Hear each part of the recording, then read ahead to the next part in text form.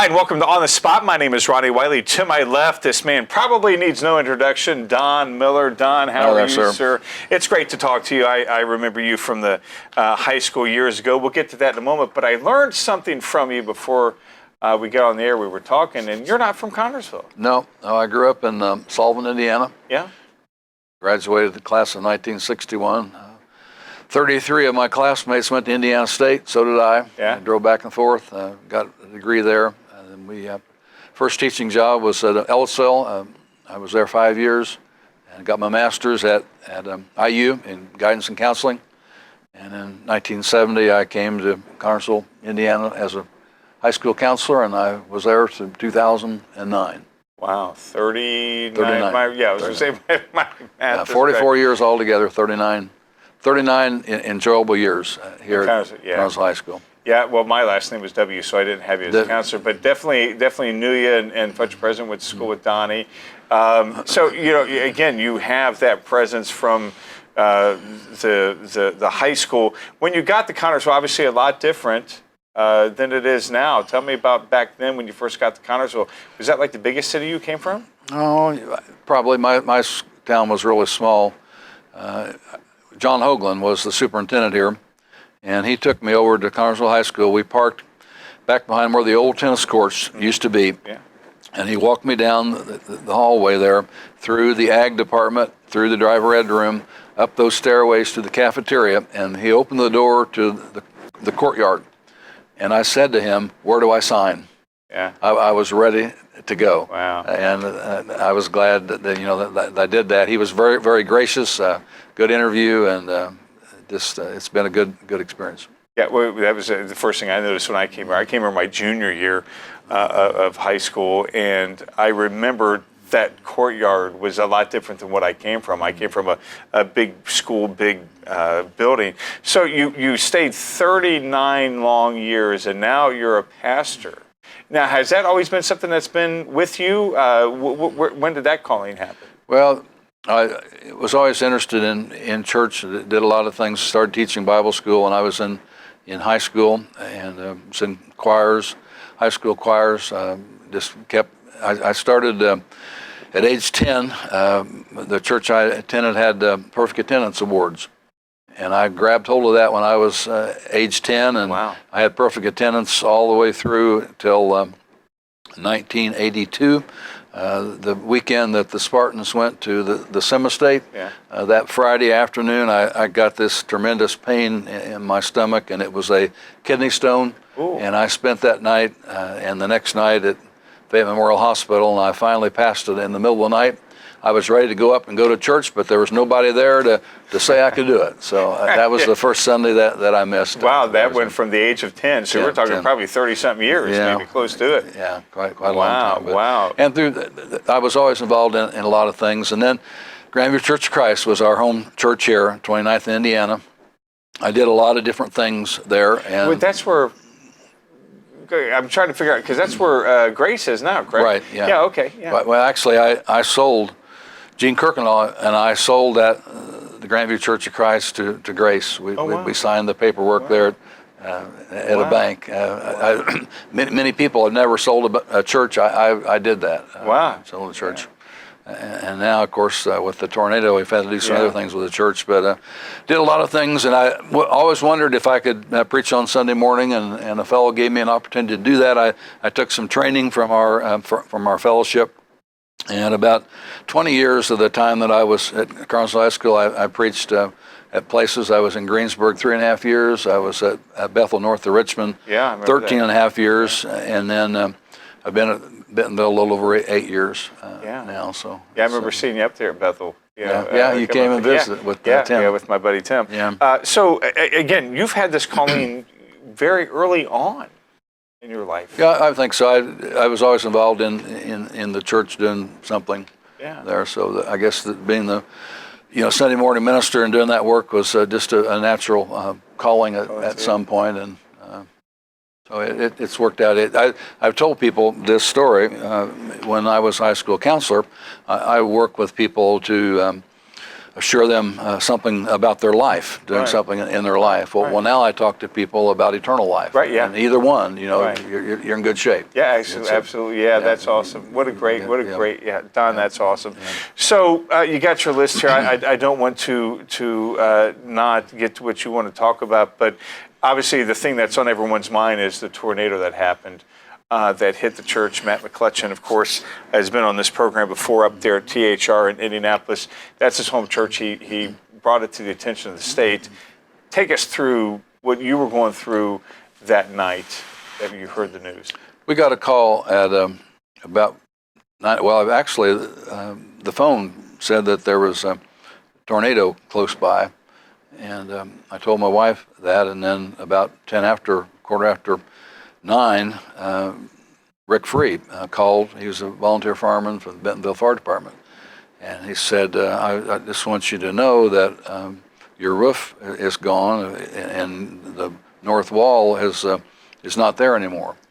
He called back about 15 minutes later and he said, I just want you to know that there's more worse than that. Oh, wow. And so we decided that I didn't go after that night because they said you couldn't get close anyway.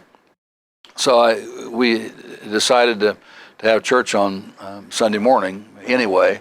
And so we had church at the fire department. They graciously allowed us to do that. And what day was this? That was June the 16th. Actually, that afternoon, June the 16th, and those of you who are fathers know that's Father's Day. Oh, that's right, yeah. And we spent the rest of that day out in there at the graveyard picking up debris, Richie Flum's field across the street. Then the next day, we went back out there again and picked up more debris. The fire departments from Bentonville, Glenwood, and Everton came out on Sunday night later and did a lot of work on the debris as well as what we did. We probably had 100 people all together, maybe on Sunday and on Monday. It's got to make you feel good. Oh, yeah, and my birthday was June 17th. I was 76 years old, so I spent it out there with my trumpet, my trombone, Right, doing that. But a lot of people helped. Biker Church came and they did a meal for us. A lot of other churches and individuals came that day. Richie Flum's field was just demolished in some ways, and a lot of people helped that. The Fayette County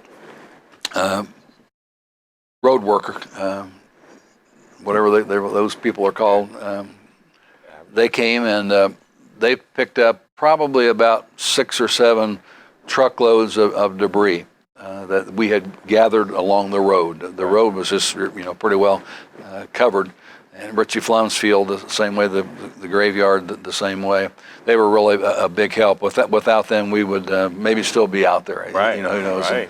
And so that happened. And then John Akins is a member of the Bentonville Christian Church. John lives out there. He's a farmer. He has done a tremendous amount of work just simply on his own with picking up debris. And the I think it's Big B out of Newcastle. It's given those great big containers to drop things in. And I think John said that they've filled up 7 of those as well. Wow. And Mike Sparks, a lot of people know Mike Sparks. He's restoring the Newkirk House. Oh, right, yes. Yeah, great story. Mike came out and said, you have these beams here, and the Bentonville Christian Church was built about 1840. Newkirk House was built about 1840. Oh, wow. And so he was thinking that those beams would help him restore, and he made us an offer, can I do this? And we said, sure, go for it. And he did a lot of work. He and I think his nephew was out there with him. They took those beams out and they restored them, or they moved them to where he can use them. So the church, in a sense, the heritage will continue. It won't die there. Wow. Right now, the foundation is there at the church, and then we're trying to determine whether the septic system is working. Well, we knew it worked, but Right. it's a good, and they found it. There's a box there, but there's no fingers. I guess back in those days, Yeah, maybe they didn't know about fingers. Right, yeah. And so we have to take a soil sample to see what the status of that is, whether it can actually be used again. So that's kind of where we are there. We've hired a couple fellows. They're looking at the foundation to see whether they can be built on again. And so we're kind of in a waiting period. People always ask, are you going to build? And I think I asked you that when I saw you at Kroger. I think I may have asked you that. Yeah. That's and I think our plan is to do that moving forward. We just have some waiting periods to take. God's going to lead us along. For sure. But we'll Absolutely. go with it. We're trying to get good help, with good decisions to help us move along. Mike Owens and John Akins are the two leaders of the church, and they're working together along with me to make those plans. And we're just waiting for God to say, okay, this is what we've had. A lot of people who have helped us with gifts. Tremendous. A lot of churches, a lot of individuals. I came out of Fayette County Jail about a week after that happened. A lady gave me $25 and said, use this.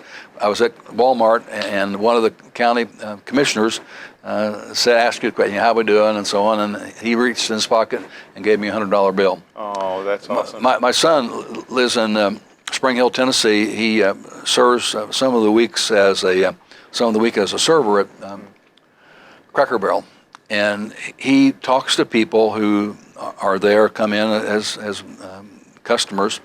And there was a lady from Rushville that he had talked with through the years, and she came in and he was telling her about the church, and she came back the next week and gave him a check for $250. That's awesome. to give to us. So a lot of people. The Milton Church has really been helpful. New Heights, just other Stan Howard's church, many other churches have just chipped in. And what that does is just give you some encouragement to realize that people are concerned, that they want to help, and we do have our insurance money, and that amount that we got will probably not rebuild. But all the way, so we're going to have to keep working on that funds, and this septic thing has kind of come in as an obstacle to overcome. Right. But we're just still after it. Yeah. Well, it's kind of in a position as a pastor. You bless people. Now you're the recipient of blessings from all the churches you mentioned, all the people you mentioned. It's got to be just so heartwarming to feel. Yeah, true.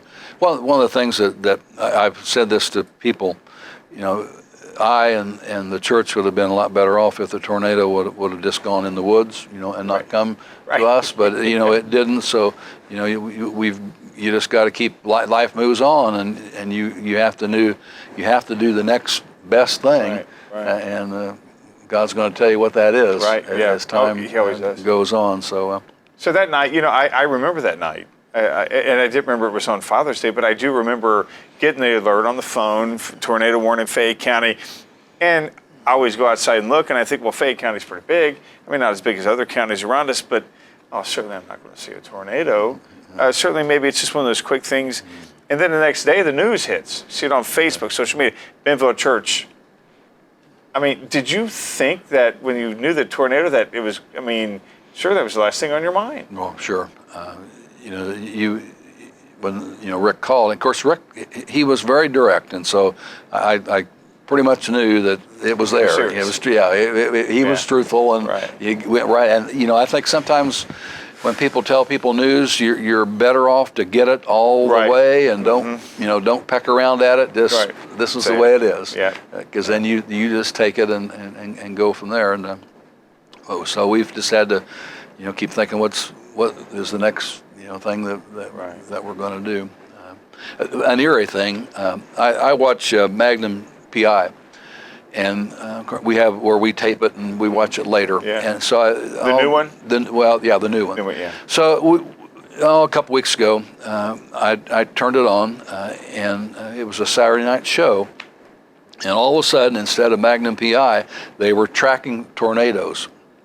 And these people on the news were tracking the tornado, the same tornado that eventually hit Bentonville. But for an entire hour, they kept tracking this tornado all the way through, like Columbus and Greensburg and Yeah. Rushville, and it just kept going. And at the end of the hour, they never got to Bentonville. You know, the hour was Right, over, and it never got to Got you Bentonville. guys. Yeah, like, oh, you know, tell the story. You know, Right, tell yeah, the yeah, story. yeah. But it was really eerie to hear those guys talk about this. You know, going along. That you knew it was in gonna the end. happen. Yeah, I knew it was going to happen, but Yeah. I didn't know that. You know, they didn't tell me that it got to Bentonville eventually. But Did they find out how many tornadoes actually touched the ground that day? 6 or 7, I think they said. So I know Dayton, whatever Memorial Day, I think had 13. yeah. You know, amazing the destructive power. So nothing can be salvaged at the church. Well, we did pull a lot of things out. There's pews that are out. I'm using the pulpit now. There's a bookshelf that was actually my father-in-law's that I had taken to the church years ago, and it's intact. In fact, most of the books from that they're all in my garage now. Oh, wow. With the bookshelf. So my wife was kind of glad about that because Sure. her dad had given it to us, and we kind of ran out of room at our house, so we took it out at Bentonville, and it was full of books. And some of the pews, we have a picture of Jesus at the end of the church. That's been saved. Been saved. And another kind of a cute little story. I had a little bear that when I do children's stories, I called it Benny the Bear. I got it. I don't even know where I got it. Someplace, yard sale, I guess. And I would use this Benny, and I would talk as Benny, to kids. And it was up the front of the church, and Mike found it. Mike found it, and his wife took it home, and she cleaned it, and he brought it over to me one night. So I've got Benny the Bear again. Benny survived. Benny survived. Yeah, the only one in the building at the time. Yeah. Yeah, you know, and again, you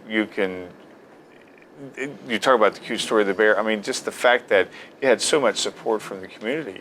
And as you mentioned, more is obviously needed. How can someone help your church? Well, if they want to send a check to the church, it's Bentonville Christian Church. It's box 22, 47374, I think, is the zip code.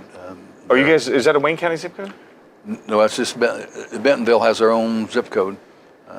We have a post office box there, Wow. so if they would want to do that, it's one of those things that we there's a need, and so Right, sure. people want to meet that need. Yeah. It's very encouraging to us, and it kind of realizes that we can do this. Right, sure. With the help Yeah. of others, and I mean, the ultimate goal is to rebuild on the foundation. right. That's what our the people structural engineer, they're kind of helping us to know if you can actually do that. Right. And he thought when he looked at it, maybe you can do it. So we're maybe we can do it right now, right. until we find the official thing. And that's And so where are you guys meeting at now?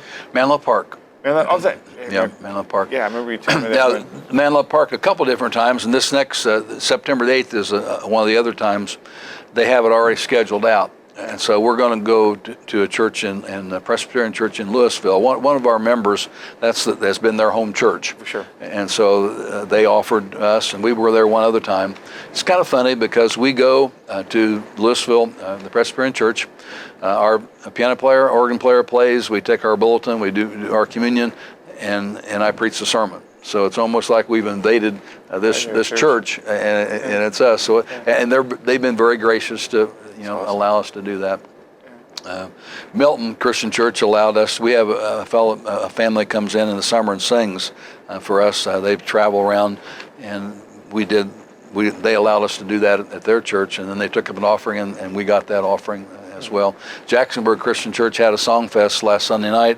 They took up an offering, and I don't know for sure how much it is, but they gave that to us. That's amazing. As well. Yeah. So. Yeah. I mean, again, it's out of this tragedy, you're seeing God work in ways that, it's simply unbelievable. Right. You're getting the outpouring of church from other churches. There's no competition between churches that, I want to have a bigger church than your church. We're a community of the same believers. We just go to a different church, and we support each other. You got to be loving experiencing that.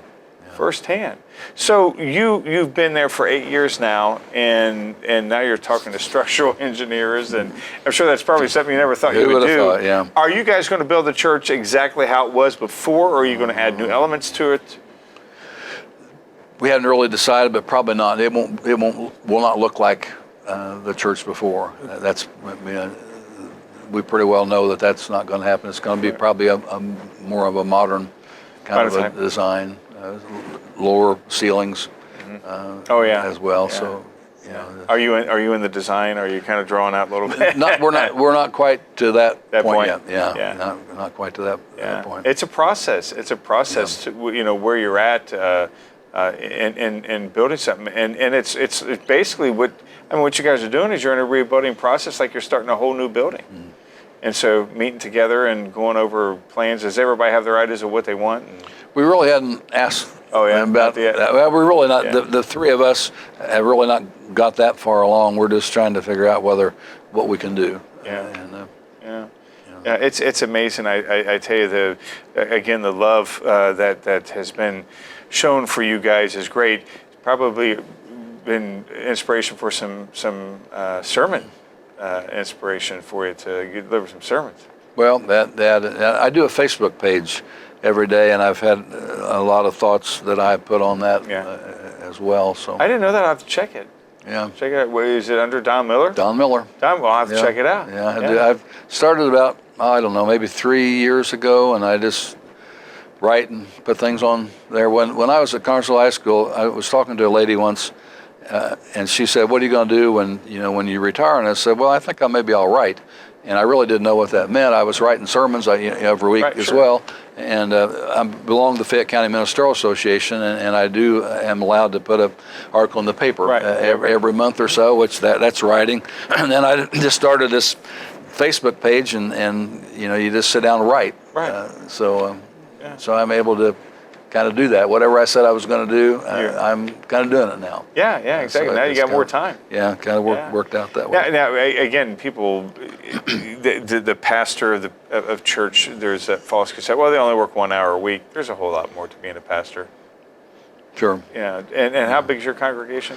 Oh, 12 to 25. That's perfect. Yeah, that's perfect size. And believe it or not, 12 to 25 people may have more love for Christ than church, mega church. It all starts from there. What is your preparation for the week whenever you do have a sermon? How do you? I mean, I have mine, but everybody's different. Do you preach sermons, series, or do you every week's different? I'd like to do series because of. I think it's fabulous. The school. I wish I could. Yeah, but the school background. When I was working full time, I tried to make sure that I had several outlines way ahead. Right.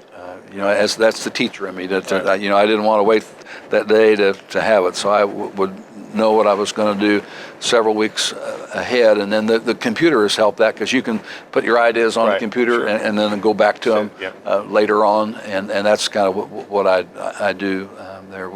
I did a series in the fall or in the spring and into the summer about overcoming, and that's fitting for you. Yeah, I mean, we talked about some of exactly the same things that we had to do. Right.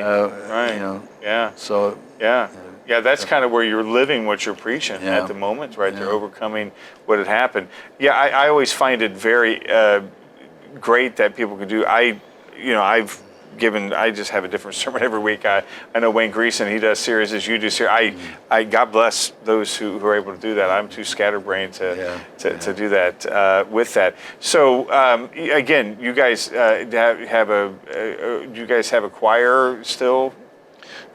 No, I sing every week as part of the sermon, and I have a song that I do. I've been doing that for really quite a long time. I remember Bethel, you were, I wish I could sing. Try to sing just. I don't know what it is. I wish I can sing as well in the shower as I do in public. Well, sometimes the song is good, and sometimes it's not so good, but it really doesn't really matter. It's where it comes from. Yeah. Well, I've had everybody tell me, Ronnie, say a joyful noise to the Lord. I'm like, no, if you hear me in the shower, I'm great, or behind the car steering wheel, but out in public, I'm not very good at all when it comes to that. So again, Don, you guys, I know you had your list here. I want to make sure I hit everything you have. Any other words that you want to mention about the church and what you guys got coming up, and any additional help you may need? Well, I just want to mention, as a part of the work at Bentonville, a fellow years ago asked me if I would go visit his brother at Fayette County Jail, and I did that, and so I've been going there every week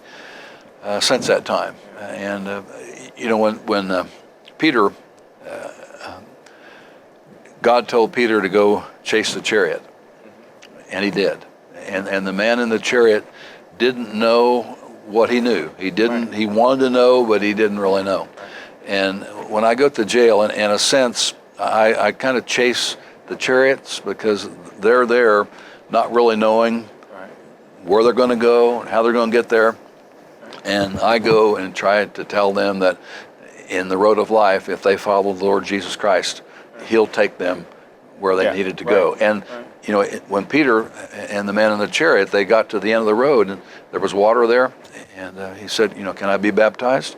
And he said, sure. Well, I baptize people at Fayette County Jail. I've probably done, I don't know, I counted probably 40 or 50 baptisms, and these are people who, the baptisms hopefully take them on the road of life and give them a direction. Right. And that came about just because of my being at Bentonville. I probably wouldn't ever have made that connection without that. So that was kind of a neat thing that came about through that. Yeah, God gave you an opportunity to plant seeds. Yeah.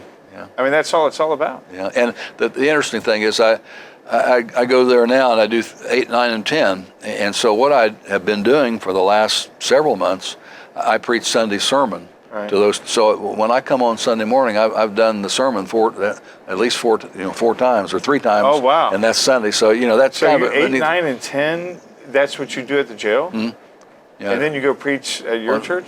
Well, I do it on Wednesday. Oh, Wednesday. Okay. So you're the private. So okay, I hear it. Yeah. Wednesday.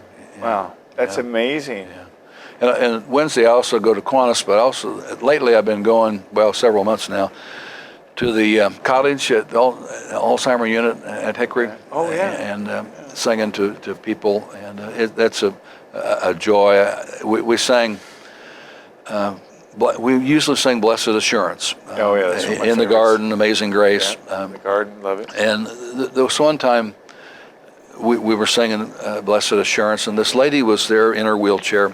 She wasn't really singing, but she was mouthing the words, and you could tell her eyes that she was with that. And that was on a Wednesday, and she died on that Sunday night. So I knew that she had that blessed assurance, and it's just a great thing to be able to be a part of her life and remind her of that, because there's things in her life that she didn't remember, but she did remember she that. Knew that assurance. She knew that she had that. Oh, that is beautiful. That's a neat thing. Well, you mentioned earlier, one of the first things you said was when you were a counselor at the high school, you talked about people's future, the life after high school. Now you're talking about people's eternal life, and that's way more important. Yeah. Don Miller, it's a pleasure to have you on this show. Okay. We could probably go on much longer, and I told you the 30 minutes would go by quickly. Yeah. And is there any other thing you want to say real quick? Too many things on my list. Well, go ahead. Okay. We got a minute and 30 seconds. No, I can't. Well, let me see. If I don't do the same thing there that...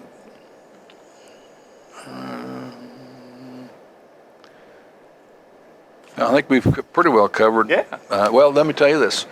My wife and I are going to go on a Mediterranean cruise in September, and we're going to spend 3 days in Israel. So we're really looking forward to that. We're going to go in Jerusalem and Bethlehem. We're going to spend a day at the Dead Sea, and we're also going to go to Nazareth and Galilee. So we're going to be able to walk where Jesus walked. It's kind of we're kind of looking forward.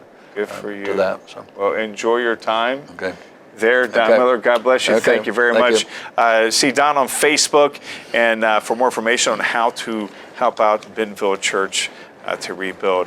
God bless you. We'll see you all next month on The Spot.